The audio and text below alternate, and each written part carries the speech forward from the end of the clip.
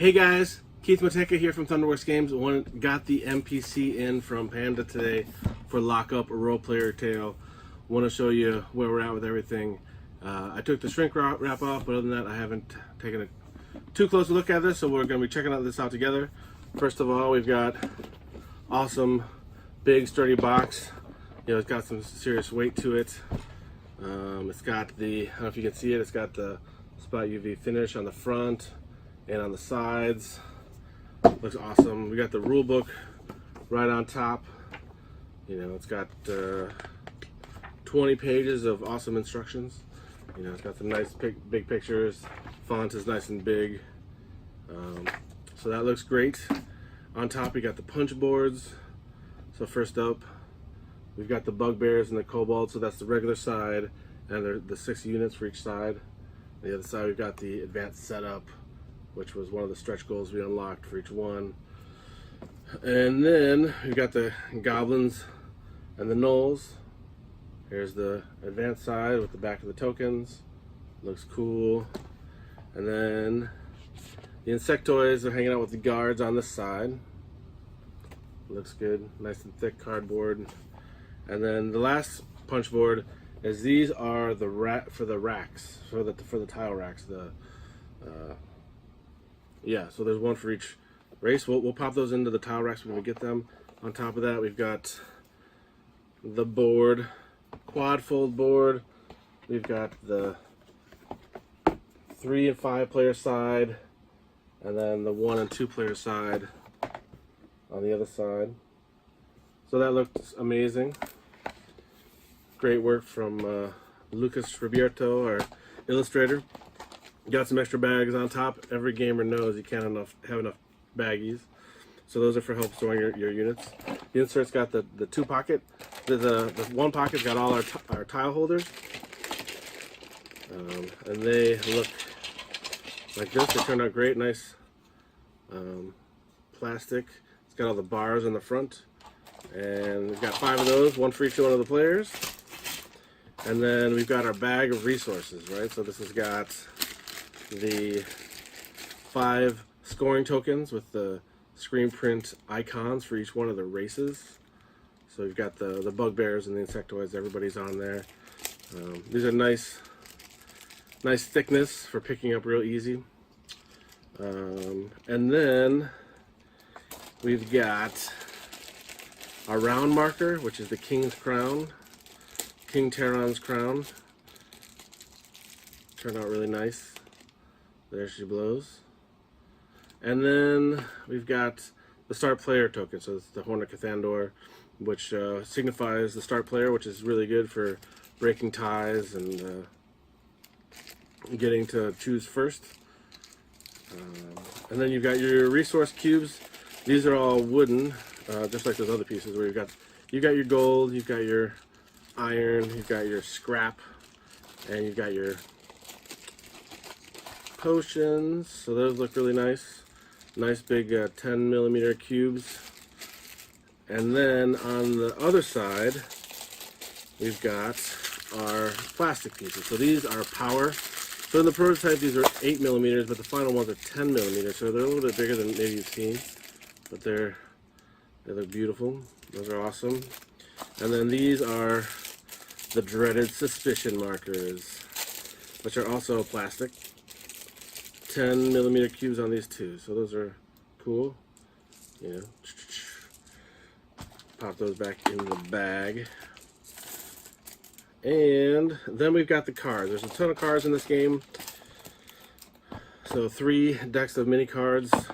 This one appears to be the goal cards. So there's 3 different types of goals. The instance, the end game, and the leader cards. So those are here. So that we changed some of the stuff. The end games have the purple, and you can see the purple on the opposite side.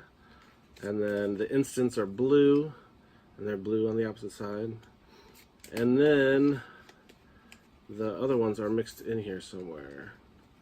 We'll keep an eye out for them. They're not with these leader cards, or not with these scoring cards. But those are those. We've got, these are some item cards. It's got the item back. There's a bunch of these. There's player aid cards. This game's pretty straightforward, but you know, it's always nice to have a reminder. One side has a reference. The other, one side shows the round sequence. The other one shows scoring. So there's 5 of those. Here's some more awesome item cards. The Spell Slinger is one of my favorites. And then I'm kind of pulling out some single player stuff to show later. So here's another player aid card. Here's some more item cards. What's up there? The Chameleon Amulet, the Stabograph. That was a stretch goal. You know, here's more. The Decoy. Here's more. There's a lot of item cards for sure. Lots of variety. And I'm popping out some single player stuff. More. So I've got most of these. These are the location cards. So these are used in single player. This has got one of my favorite illustrations in the game on the back of the outside of Kolbeck Prison. And we've got, you know, the different locations that the guards can pop in at. And then you've got these off-duty cards that pop up. Those are the ones you're hoping to flip so that the guards are not as much trouble that round. And so the other decks, let's see here. This one looks like it's mainly tomb cards and some trait cards. So these, it's kind of a mix. And here's some more of the gold cards. This is another, and one of the instant ones. Here's some tome cards. These are just cards you get when you go to the library that break the rules in a couple different ways. Here's one of the leader cards with the yellow back on the bottom. This is the King of Shiny. And here's some more trait cards in here. So these are the part of the advanced setup, so that at the beginning of the game, if you want to kind of have more like a different, every player kind of starts in a different position, you pick these trait cards and they're going to give you different bonuses at the beginning of the game. So that can lead you to different strategies, you know. So there's like the Foolish card, that one's coming. Most of the artwork for all these trait cards are coming out of Role Player, so if you're familiar with Role Player, you'll recognize the images. Yeah, there's some more. Here's another instant card, more tome cards, more trait cards. They're kind of all mixed together, but they're easy enough to sort. And then the last deck, I assume, is going to be mainly goon cards, which it looks like. There's a dwarf right there on the back. And there's some more single player stuff on the other side. So, pop those guys open. So yeah, look at all these. Oh my goodness. These are all these goons. So you've got, here's the Hobgoblin. Here's a Rat Man. My favorite, where is he? The Flayer. He's the coolest for sure. Which was a late addition. There he is. He looks cool.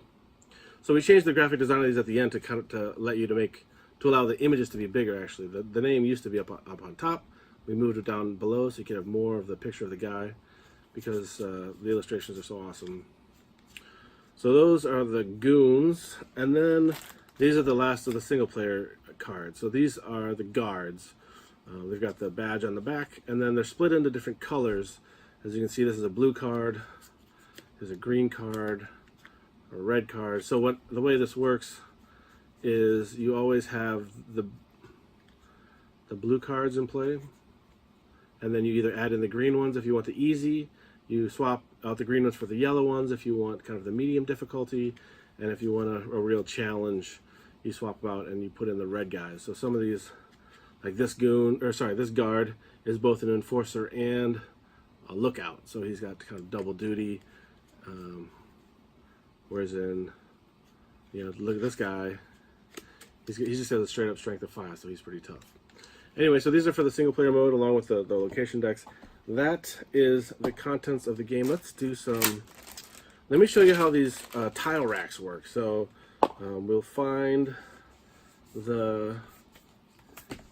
these things, right? So we're going to pop these out.